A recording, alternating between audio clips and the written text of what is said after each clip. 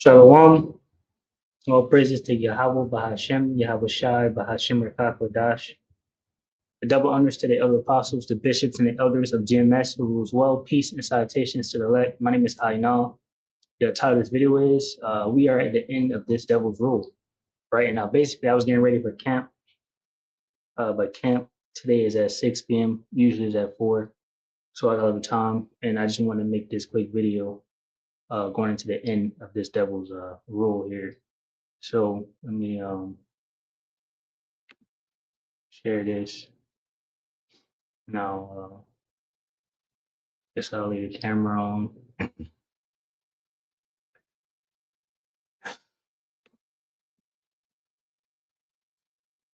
Slide. All right.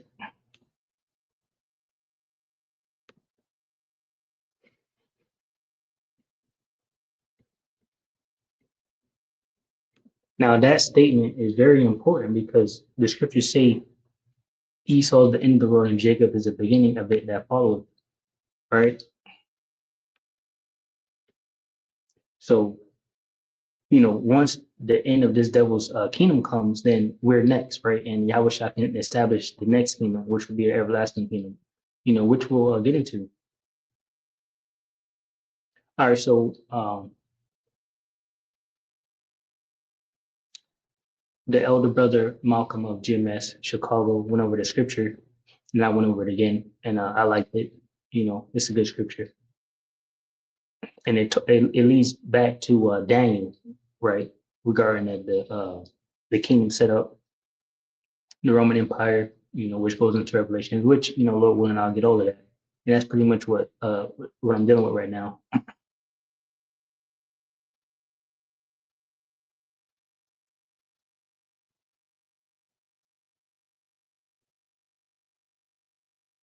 All right, so anyway, the part that I want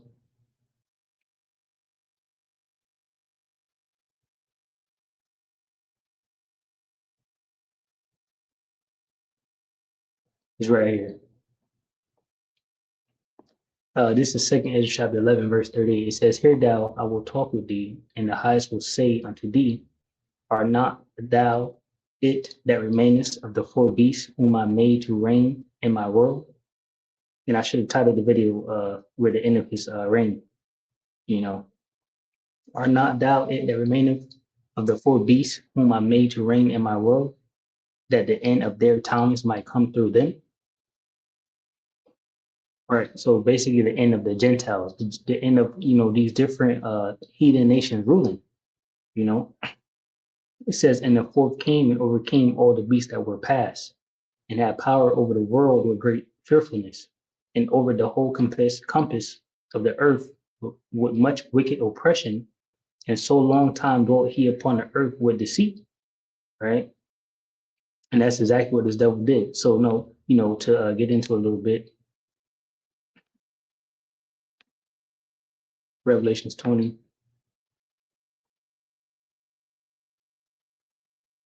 So when you read Revelations 20, you read the first three verses, and then to get the understanding of the first three, you have to skip down to the seventh verse because, and look, we might get into this too because it's going into what I'm talking about also. But anyway, Revelations 20 and 7.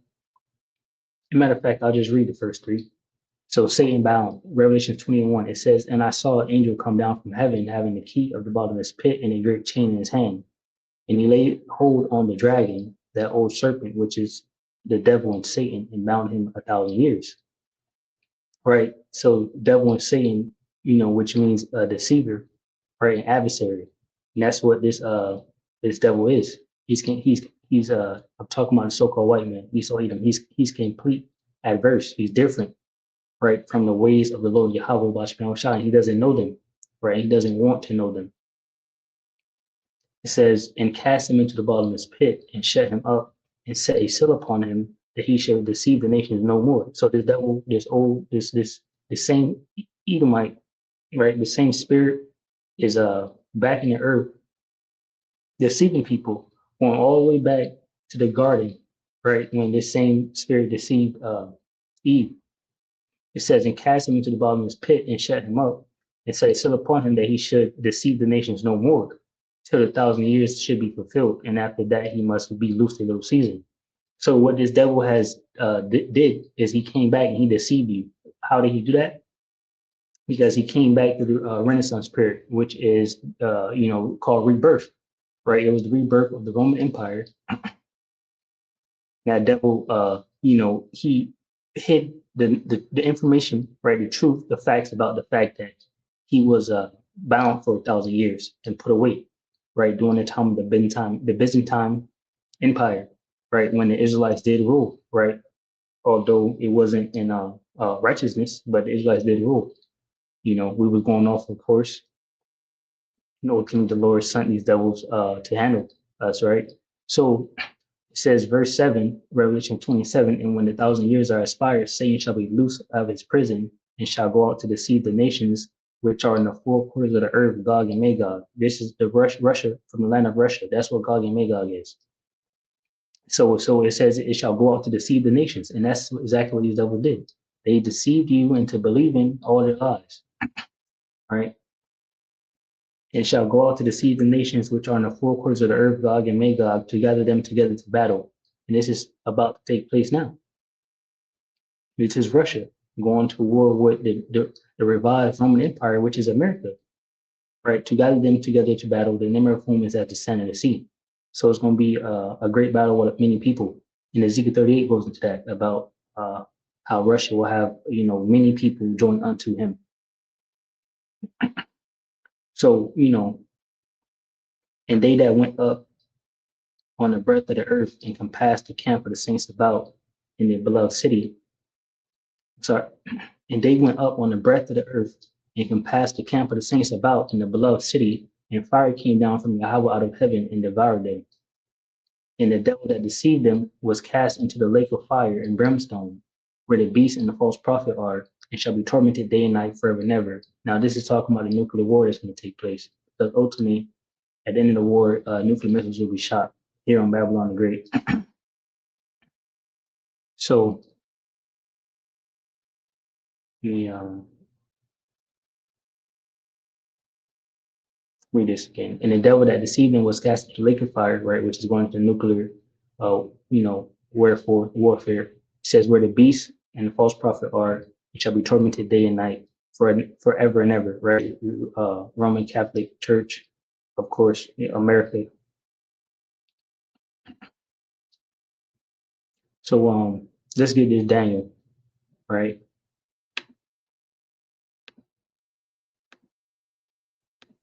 So now Daniel 2 goes into this king Nebuchadnezzar had a dream, right? And Daniel broke down the dream. And what was the dream about? Basically, the kingdoms that shall rule on planet Earth, and that his kingdom was the head of gold, right? It says the king's dream. Thou, O king, Daniel 2:31, thou, O king, sawest and behold a great image. This great image, whose brightness was excellent, stood before thee, and the form thereof was terrible.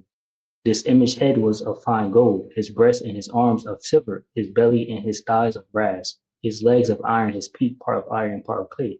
Now this, if you know anything, is degrading. It's going down. It started with gold, and now we're at the toes, his feet, right, which is iron and clay. So you will know that the gold is better than the rest of them. And then of course you have the brass, silver, right? Then the iron. It says,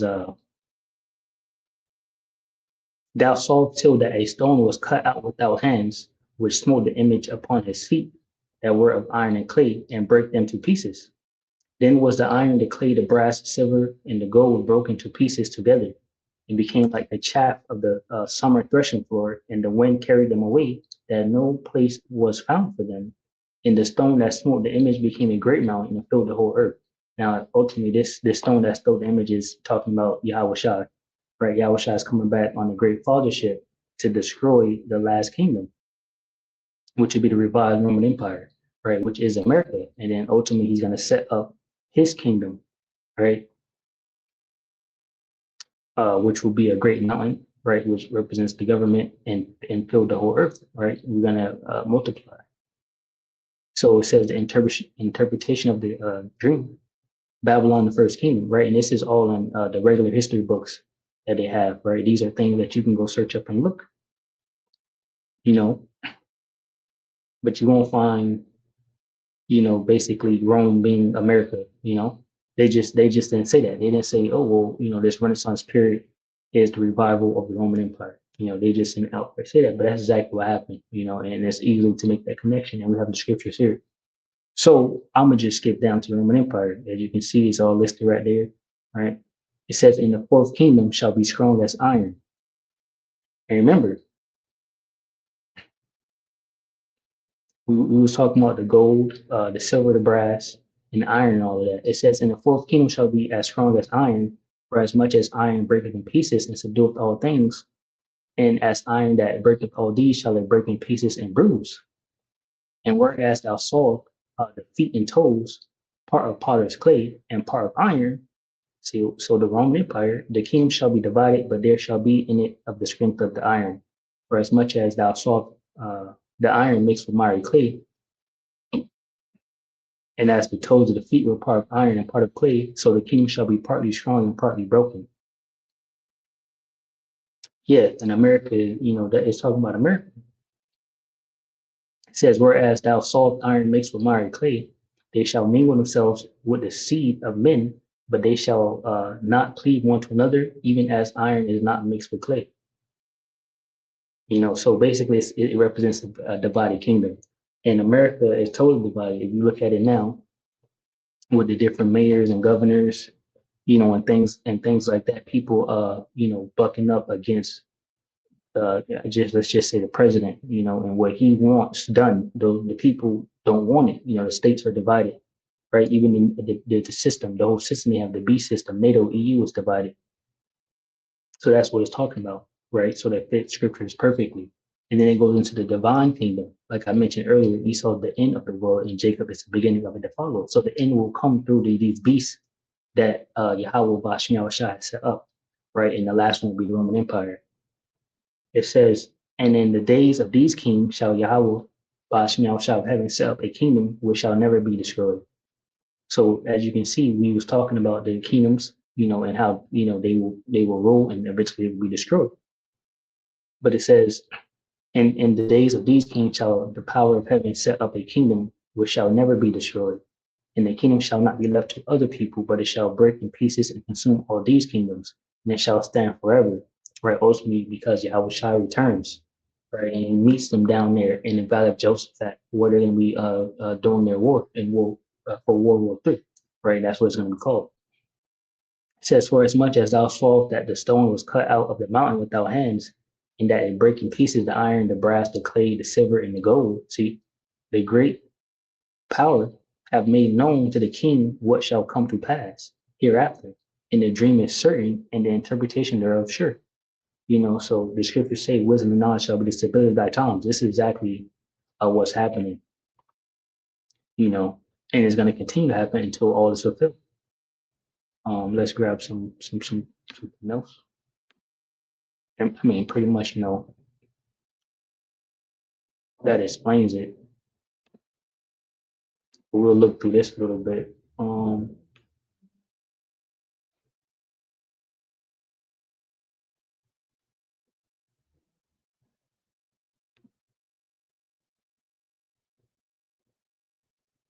Right. So Revelation 13, the beast from the sea.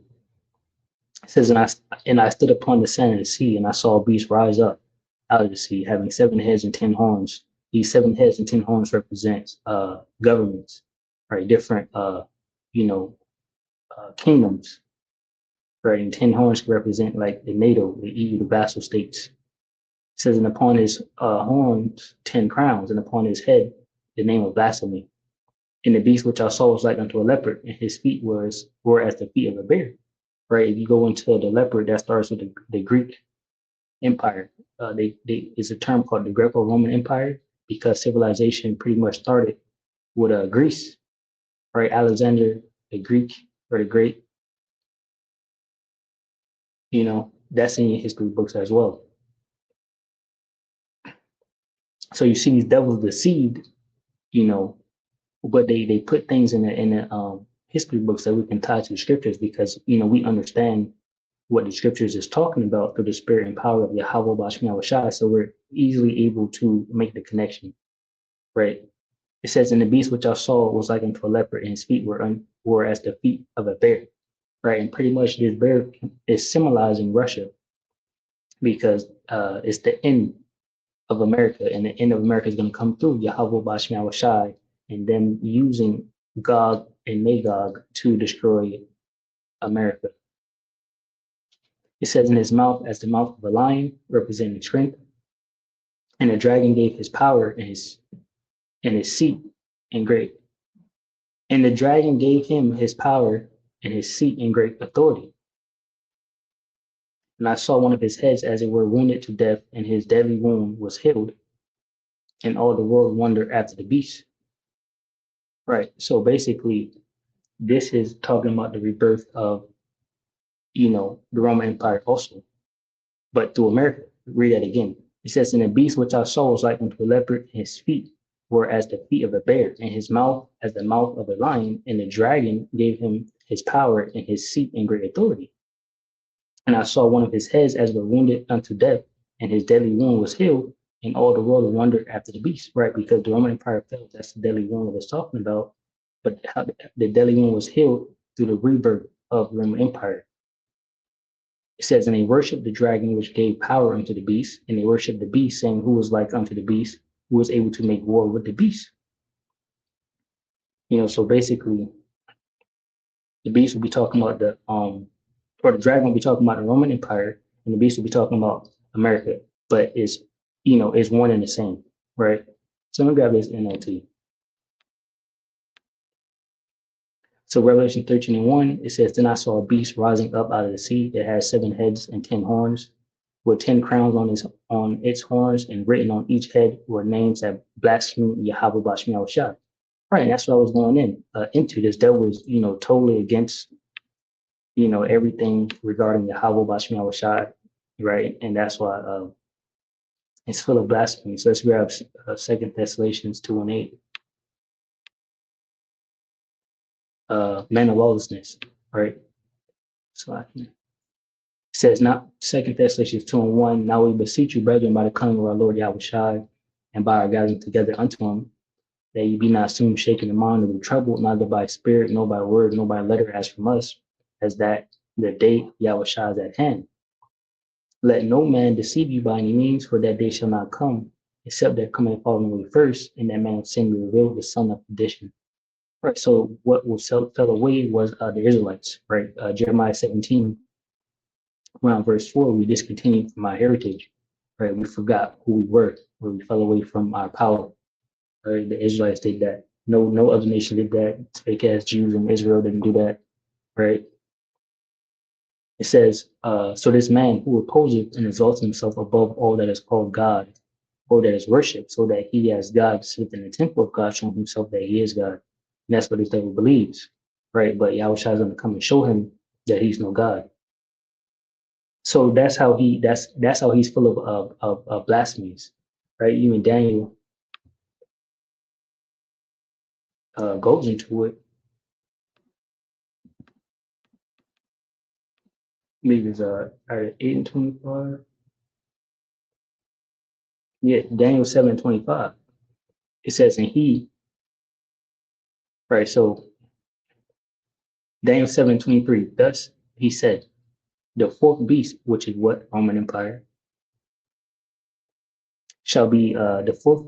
Thus he said, the fourth beast shall be the fourth kingdom upon earth, which shall be diverse from all kingdoms, because why it rule differently. Kingdoms before had one king,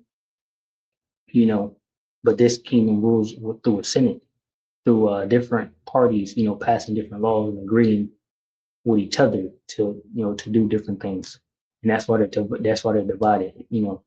This was a failing plan from the beginning. You got too many people. What the saying is, too many chiefs and not enough Indians, and pretty much that's their government because they care more about themselves than the people anyway. Everyone that has a part to play is either bidding or putting in with money and different things like that. So everyone got a part to say, you know.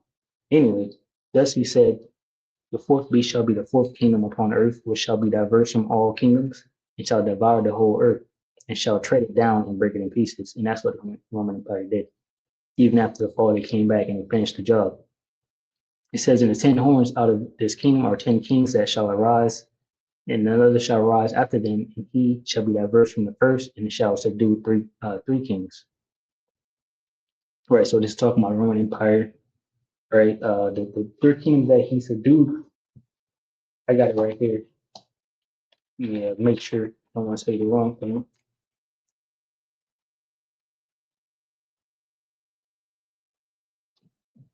If I can find it.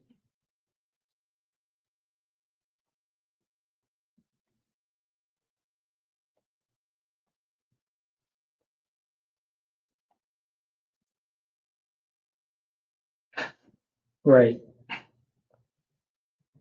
It's the Spanish, the French, and the British. All right.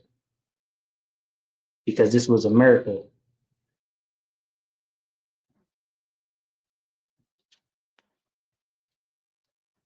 So those are the three kings that he subdued, talking about America.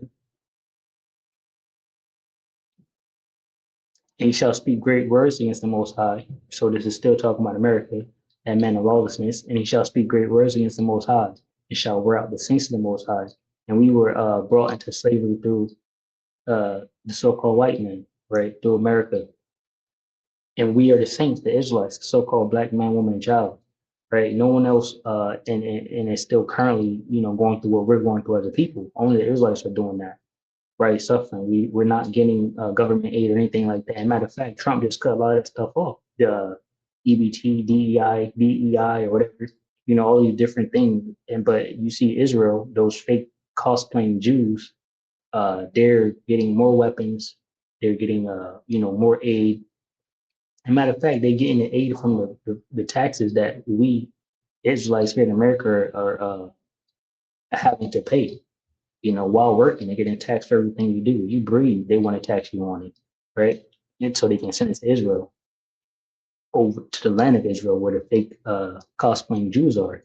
It says, and he shall speak great words against the Most High, and shall wear out the saints of the Most High, and think to change times and laws. That's what America did. You can look these things up, how laws and times are changed, and they shall be given into his hand unto a time and times and dividing time. Right. So the saints will be given into this devil's hand through slavery.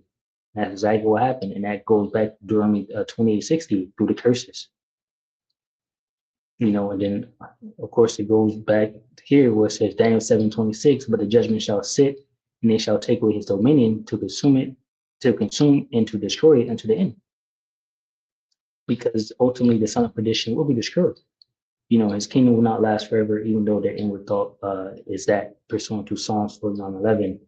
Even your guy, Benjamin Notaju, he just said that the other day, talking about they're gonna be there forever, and all of that.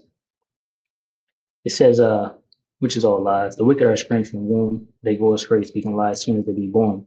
Right, and this devil, he been up there holding different signs and diagrams and paintings, crying about Iran and Palestine and all of that for his whole life. And now everyone in the world is saying we don't care. They don't care. They said a two-state solution. Daniel 7:27. And the kingdom and dominion and the greatness of the kingdom under the whole heaven shall be given to the people, the saints of the Most High, whose kingdom is an everlasting kingdom, and all dominion shall serve and obey him. Right? Yeah, every knee shall bow. Right? And Yahweh shall return to set up his kingdom. It says here too is the end of the matter. That's it. That's all she wrote, right? That's all he wrote, right? That's all Yahweh Bashmiah Shai wrote. It says, here too is the end of the matter. As for me, Daniel, my cognition much troubled me, and my countenance changed me, but I kept the matter in my heart, in his mind. All right. So, going back over here.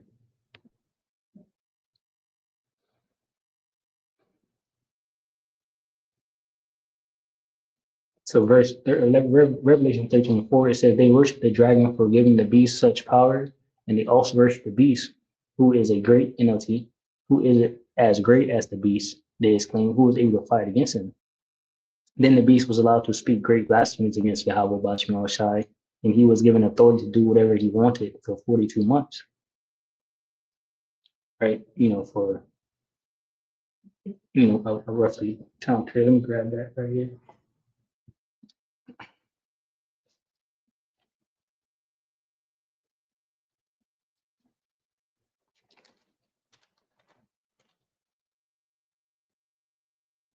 Right. Okay. I didn't want to mess that up, but yeah, that's a 350-year period, right? During slavery up until now. So going back to the Renaissance period, the rebirth up until now, right? During the 50-year period. So so we just gave you Daniel 2 or Daniel 7. All right, Revelation 11:7, it says, when they complete who? The saints of the Lord, that shall take the kingdom and possess it forever and ever. It says, when they complete their testimony, the beast that comes up out of that bottomless pit will declare war against them, and he will conquer them and kill them. So this is the Renaissance period again. Bottomless pit represents Europe. He was shut up in those mountains, over there during that time. It says, and there, who is there? The saints again. It says, in their bodies will lie in the. Okay, this is the NLT. It says, and their bodies will lie in the manuscript of Jerusalem. So let me grab this KJV.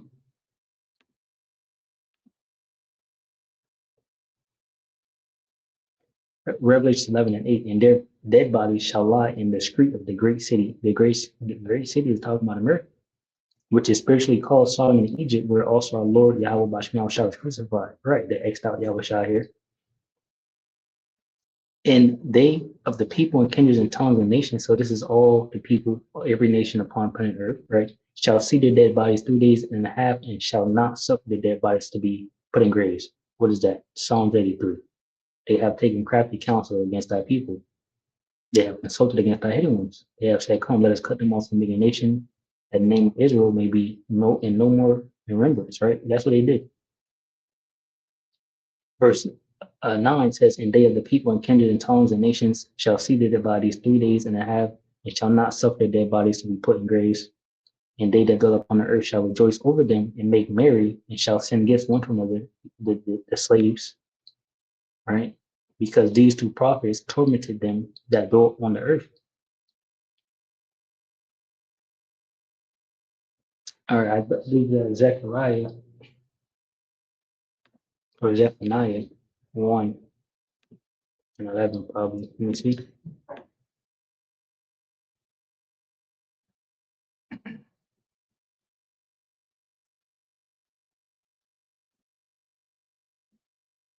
Yeah.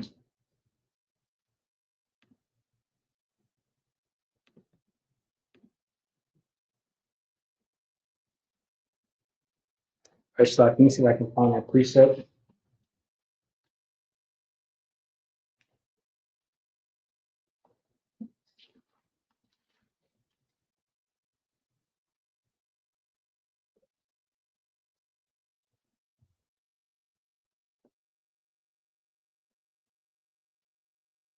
All right, so I don't know. We got one right here. Lamentations 2. I believe this is what I was looking for.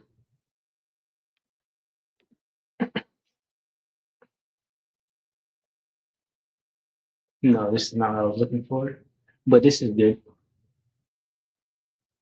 So Lamentations 2 and 15.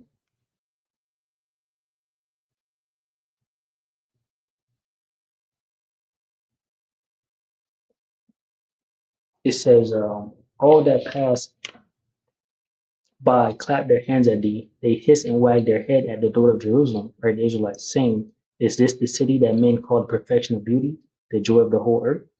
All thine enemies have opened their mouth against thee. They hiss and gash the teeth. They say, we have swallowed her up. Certainly this is the day that we look for. We have found, we have seen it, right? Yeah, because basically when we was in power, right, and abiding by the law, statutes, and commandments of our power, Yahweh, right, Bahashim Yahushai, we devastated these devils, at everything. Well, devastated. I don't know if that's a good word, but yeah, we basically destroyed them and everything they did, anything they tried to do and all of that, so they was happy as hell that Most High Yahweh, Bashmi Shai, finally allowed them to, conquer us. They think it's of themselves. So it says, because these two prophets tormented them that dwell on earth, Revelation 11:10. And they that dwell upon the earth shall rejoice over them and make merry and shall send gifts one to another because these two prophets tormented them that dwell on the earth, Judah and Ephraim, right? All the Israelites, all the tribes. It says, and after 3 days and a half, the spirit of life from Yahweh Bashmi Shai entered into them, and they stood upon their feet, and great fear fell upon them which saw them, because it's about to return back to how it was before, right? Is about to turn back to what it was before, and that's why they're afraid. Right. So basically, after that 350-year period, we got the spirit back. Right. We know who we are now. Pursuant to Ezekiel 37, we're coming back. The tribes are coming back, being joined back together, and the vision is certain. The interpretation thereof sure. Shah's on the way, and we're gonna take the kingdom. That's pretty much what's happening. So, hey, Lord, when you edify from lesson Shalom, for which consists of men, women, and children, Shalom.